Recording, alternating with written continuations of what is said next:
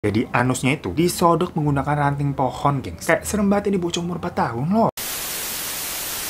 Hi everything, thank you udah nonton video ini dan selamat datang di Mysterious Things. Apa kabar dunia? Gila.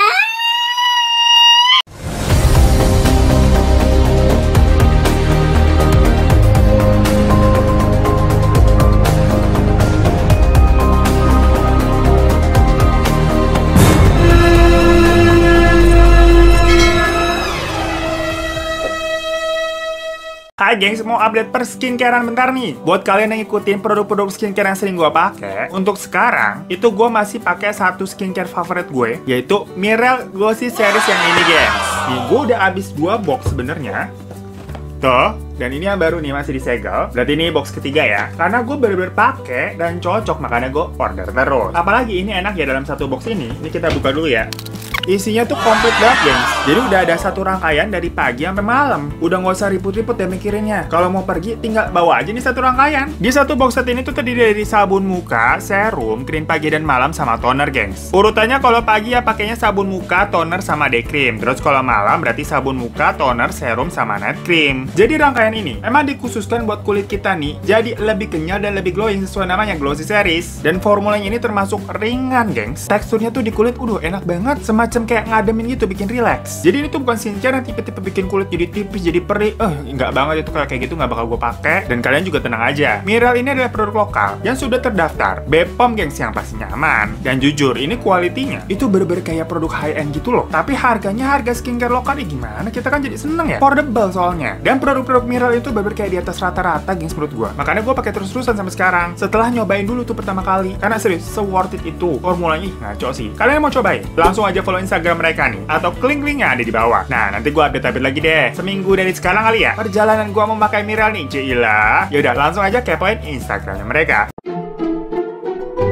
Hai gengs, kasus-kasus kayak gini nih yang suka bikin kita jadi parno gitu ya. Apalagi buat ayah bunda yang pada punya anak kecil, atau kakak-kakak yang adiknya masih pada kecil, atau mungkin orang-orang kayak gua nih yang mukanya awet muda banget gitu, polos inosen, kayak anak kecil juga, jadinya suka takut kalau ketemu orang. Jadi di video kali ini ada sebuah cerita naas yang dialami oleh seorang anak laki-laki bernama Derek Roby yang masih berusia 4 tahun, gengs. Derek sendiri ini diketahui lahir pada tanggal 2 Oktober 1988 di New York. Nah, untuk anak berusia 4 tahun, Derek dikenal sebagai anak yang aktif, periang, cinta sama binatang, pokoknya kayak anak-anak di iklan susu lah, yang pintar banget kelakuannya dan membuat ibunya tuh kayak tersenyum bangga gitu di balik tembok. Berasa kayak iklan susu pokoknya. Kan kayak gitu ya adegannya ya. Ibunya kayak senyum gitu di balik tembok ngeliatin anaknya. Wah, pintar sekali anakku. Nah, Derek ini walaupun masih kecil, tapi dia adalah seorang kakak jatuhnya, geng. Soalnya ada adiknya lagi nih yang masih bayi, berusia 18 bulan, bernama Dalton. Dan pada tanggal 2 Agustus 1993, ibu Derek yang bernama Derry rencananya ingin membawa Derek untuk pergi ke summer camp atau camping musim panas di Indonesianya, atau kalau nggak ngerti juga jambore. Nah, di tempat campingnya bisa dibilang deket banget sama rumahnya. Jadi emang camping ala-ala doang. Buat bocah gimana sih? Harusnya kan aman lah ya, bun. Tapi pas pagi-pagi nih emaknya mau nganterin Derek ke camp, adiknya si Dalton tadi tuh tiba-tiba rewel. Dia salah juga, namanya anak bayi. Dari pagi udah merengek terus nangis mulu. Karena emang udah telat nih, udah sekitar jam 9 lebih. Dan jatuhnya dia juga, Derek sebenarnya tahu tempatnya di mana. Secara kan deket banget sama rumah dan udah sering bolak-balik ke sana juga. Akhirnya Derek nih bilang ke ibunya buat pergi sendiri aja. Lagi-lagi adegannya kayak di iklan susu. Dia bilang deh tuh ke ibunya, "Udah mah, aku nggak apa-apa kok pergi sendiri. Mama ngurusin adek aja. Aku bisa kok." Lah, apa kagak bangga ibunya punya anak pinter begitu? Lagi-lagi ibunya itu pasti tersenyum dan berucap dalam hati, "Bangganya aku si kecil tumbuh besar dan cerdas. Gak kayak anak-anak yang lagi pada nonton video ini nih, cuman bisa jadi beban orang tua doang." Nah, akhirnya diizinin deh tuh sama ibunya buat si Derek ini pergi sendiri. Cuman gimana pun juga harusnya seorang ibu nih, itu kan ada lah ya kepikiran, ya anak gue pinter sih, tapi kan dia masih umur 4 tahun. Kalau di jalan nanti ada yang jahatin bagaimana, kan gitu ya maksudnya. Karena bener aja 5 menit setelah anaknya keluar dari rumah tuh, gengs, ada aja yang jahatin loh, sampai membuat Derek ini tewas. Kan kalau udah begitu nyeselnya apa kagak seumur hidup. Ibunya baru kalang kabut deh tuh ketika ingin menjemput si Derek dari camp sekitar jam 11 siang. Dia tungguin deh tuh anak-anak pada keluarkan satu persatu, tapi sampai barisan terakhir kok ini anak gue Derek kagak keluar-keluar. Baru panik dia nanya ke sana kemari. Tapi semua orang di camp itu bilang emang dari awal nih, dari pagi Derek kagak datang. Ibunya mendengar hal tersebut langsung kayak kesambar petir, buru-buru telepon polisi. Dan polisi di sini juga gercep, gengs, langsung mencari Derek. Soalnya Derek ini kan hitungannya balita ya, jadi nggak perlu nunggu tuh 1 kali 24 24 jam kayak orang dewasa. Hilang 30 menit aja namanya balita langsung dicari. Dan gak butuh waktu lama. Dalam kurun waktu 4 jam, polisi akhirnya berhasil menemukan Derek di sebuah jalan setapak gitu. Kira-kira lokasinya udah setengah jalan deh kalau dari rumahnya itu ke lokasi camp. Namun ketika ditemukan, Derek sudah dalam keadaan tidak bernyawa, gengs. Dimana di beberapa bagian tubuhnya itu terlihat banyak memar-memar, kayak abis dipukulin. Dan diperkirakan alat untuk membunuh Derek ini adalah batu yang memang berada di sampingnya kayak digeletakin. Dan di lehernya itu juga terdapat bekas sikikan. Dan terlihat juga kalau Derek ini semacam mengalami pelecehan seksual. Jadi anusnya itu disodok menggunakan ranting pohon, gengs. Kayak serem banget, ini bocah umur 4 tahun loh. Dan menurut keterangan polisi, Derek ini meninggal karena pukulan benda tumpul di kepalanya dan juga kehabisan nafas karena dicekik. Dari situ polisi mencoba mencari tahu siapa kira-kira orang yang tega banget ngakuin hal ini. Dan beritanya pun langsung geger ya, jadi headline di mana-mana yang membuat wilayah tersebut tuh panik. Dan banyak orang yang berasumsi kalau orang yang sampai tega membunuh Derek ini kira-kira kayaknya pasti orang yang nggak kenal deh sama si Derek nih. Tapi untuk memastikannya, polisi menginterogasi orang-orang di sekitar rumah tersebut. Dan ada nih salah satu orang yang melihat Derek pada pagi itu, di mana orang itu adalah seorang laki-laki berusia 13 tahun bernama Eric Smith. Menurut Eric, saat pagi itu dia emang pas-pasan nih sama si Derek karena Eric ini duluan balik dari camp. Jadi memang Eric bilang kalau dia pulang duluan, soalnya si kakak pembinanya di camp itu memulangkannya dengan alasan Eric ini nakal. Eric di situ memberikan pernyataan kalau dia melihat Derek membawa Tupperware dan mengenakan baju putih. Dan ketika menggali informasi ini lebih lanjut, polisi merasa ada yang aneh dengan si Eric ini. Pertama, ketika diinterogasi, entah kenapa Eric ini kedengaran takut-takutan banget. Jadi kedengaran tuh suaranya gemeter. Dan juga Eric ini tuh bilang kalau ngelihat Derek itu dari kejauhan. Tapi kenapa kalau ngelihat dari kejauhan dia ini bisa menceritakan secara detail kayak semacam si Derek ini terlihat membawa Tupperware tadi tuh. Selain itu, yang bikin paling aneh adalah Eric ini menanyakan hal-hal yang mencurigakan kepada ibunya Derek. Semacam kayak nanyain, DNA pembunuhnya udah ketahuan belum tante? Terus dia juga nanya, kira-kira apa yang terjadi kalau pelakunya ketangkep nanti? Udah gitu, yang bikin paling curiga adalah dia nanya nih, kalau pelakunya ternyata anak-anak tuh gimana nih? Kayak mohon maaf. Ya mungkin ini juga karena masih bocah juga ya, 13 tahun ya. Jadi belum jago gitu menyembunyikan perbuatannya. Karena hal itu ya ibunya Derek ini jadi curiga dong. Kalau jangan-jangan memang si Eric yang melakukan. Nah terus nih, waktu kejadian di TKP, Derek tadi kan bawa bekal tuh dari ibunya yang dimasukin Tupperware. Nah makanannya itu di dalam sepertinya dimakan sama si pelaku. Kecuali buah pisang, gengs. Jadi biasa kan kalau ada bekal ada lauk sama ada buah. Nah waktu itu Derek dibawainnya buahnya buah pisang. Nah tapi di TKP itu buah pisangnya semacam dibejek-bejek kayak nggak dimakan sama pelakunya. Nah ibu Derek curiga nih, jangan-jangan sang pembunuh memang tidak suka pisang, soalnya yang lainnya dimakan kecuali pisang. Karena emang tadi baunya udah suujon ke si Eric, jadi sang ibu ini mencoba mencari tahu apakah benar Eric adalah tersangkanya. Alhasil ibunya Derek sengaja beli es krim yang dikasih sirup sama pisang, yang kalau di sini disebutnya banana split lah. Dan menurut si ibu, semua anak-anak kan kayaknya nih ya rata-rata suka lah sama namanya banana split. Harusnya kalau si Eric ini dikasih ya suka juga dong. Tapi pas dikasih, ternyata ya Eric hanya memakan es krimnya doang, sementara pisangnya dia singkirkan karena dia bilang dia tidak suka pisang. Ya udah, naluri dari ibu Derek jadi makin kuat deh tuh, dan nembak langsung nanya, kamu ya pelakunya. Tapi saat itu Eric ini nggak ngaku dan ketakutan. 2 hari setelahnya, Eric akhirnya mengakui kalau iya benar dia membunuh Derek. Namun pas Eric mengaku kalau benar dia adalah pembunuhnya, semua orang benar-benar kaget, terutama kakek neneknya si Eric. Soalnya menurut kakek neneknya, Eric itu anak yang baik, periang, dan suka banget meluk sama nyiumin kakek neneknya. Jadi kayak anak-anak so sweet begitu, agak badung-badung banget. Orang kalau kelihatannya juga kayak nerd. Akhirnya polisi menyelidiki nih kejiwaannya si Eric, dan menurut psikiater, Eric ini mengalami intermittent explosive disorder atau kelainan mental yang membuat emosi orang nih jadi tidak bisa diprediksi. Dimana orang yang memiliki kelainan ini itu bisa yang tadinya baik banget, tapi tahu-tahu 180 derajat bisa jadi kasar ataupun kayak meledak secara tiba-tiba. Dan ternyata kelainan ini pun ada hubungannya juga sama background kehidupan Eric sedari kecil. Jadi Eric ini ternyata sering dianiaya sama ayah tirinya, geng. Selain itu dia juga korban bully yang parah banget di lingkungannya. Karena kalau dilihat memang fisiknya agak sedikit berbeda, dimana daun telinganya tuh agak yang bagian atas kayak agak turun ke bawah gitu. Nah hal itu memang terjadi ketika Eric masih di dalam kandungan. Ibunya itu mengkonsumsi tridiol atau semacam obat epilepsi gitu. Ya tahu sendiri lah kalian kalau orang hamil itu nggak boleh minum yang aneh-aneh atau macam-macam ya, soalnya bisa berakibat efek samping kepada bayinya. Hal itulah yang memang terjadi kepada Eric. Nah udah gitu, selain kondisi fisik, penampilan Eric itu bisa dibilang seperti ya anak-anak cupu gitulah, yang pakai kacamata tebel, terus banyak freckles di muka. Nah kalau orang ngebully itu kan suka sadis-sadis banget lah ya. Padahal kalau zaman sekarang kelihatannya malah jadi karakter tuh. Nah hal itu pun menyebabkan Eric nggak punya temen dan sering kelihatan kayak mainnya sendirian. Bisa dibilang jadinya dia juga kesepian. Udah gitu, ayah tirinya tadi emang ngajarin si Eric, bilang nih, kalau kamu lagi kesel dan gak tahu harus ngapain, coba deh kamu menunjuk sesuatu untuk bikin lega biar dilampiaskan. Nah ternyata omongan bapaknya itu ditelan bulut-bulut sama si Eric. Pertama memang Eric ini mempraktekannya. Sewaktu dia lagi kesal, dia beneran tuh nonjok pohon sampai tangannya berdarah. Ya kalau kayak gitu kan malah jadi kayak bengkak kesakitan ya. Makanya dari situ dia nggak mau menonjok kayak benda-benda keras lagi. Pas Eric pulang tadi tuh dari camp karena dibilang nakal sama kakak pembinanya, di tengah jalan ketemu sama si Derek. Makanya dia menumpahkan kekesalannya itu ke si Derek. Soalnya dia nggak mau mukul pohon lagi, keras sakit katanya. Nah pas ketemu Derek itu, Eric yang emang lagi emosi nih melukai Derek dan menggeretnya ke lokasi pembunuhan. Di situ pokoknya Derek bener-bener dianiaya, lehernya dicekik dan tubuhnya juga dipukulin pakai batu. Bahkan Eric sampai menyodok anusnya menggunakan pohon ranting tadi. Jadi pokoknya si Derek ini benar-benar kayak semacam objek pelampiasannya lah, gengs. Dan sebelumnya ternyata Eric ini memang sudah menunjukkan tanda-tanda kekerasan. Jadi beberapa saat sebelum kematian Derek, ternyata nih kucing tetangganya si Eric itu tewas, gengs, dengan luka yang mirip banget sama luka yang dipunyai sama Derek, yaitu mati karena dipukul dan dicekik. Jadi sebelum melakukan ke manusia, Eric ini melakukannya dulu ke hewan. Dan sewaktu diadili, Eric ini jatuhnya diperlakukan seperti orang dewasa, dimana akhirnya dia dijatuhi hukuman 9 tahun penjara. Yang 3 tahun pertama sebenarnya dia masih dimasukkan ke penjara anak-anak, tapi di tahun 2001 setelah usianya 16 tahun tuh, dia akhirnya dipindahkan ke penjara khusus orang dewasa. Selama menjalani hukuman, dia sebenarnya selalu mengajukan banding, bahkan sampai 8 kali, tapi bandingnya selalu ditolak. Dan dari balik dinding penjara, Eric juga selalu menulis surat permohonan maaf. Di surat itu dia bilang kalau dia akhirnya ngerti tindakan yang dilakukan itu membuat keluarganya Derek benar-benar merasa kehilangan, dan dia minta maaf banget atas perbuatannya. Seandainya Eric ini beranggapan bisa memutar waktu, dia bilang dia tidak akan melakukan hal tersebut. Bahkan dia bersedia menggantikan tempat Derek untuk menahan rasa sakit karena apa yang dia perbuat. Tapi ya gimana, nasi udah jadi bubur Haji Sulam begitu, udah telah.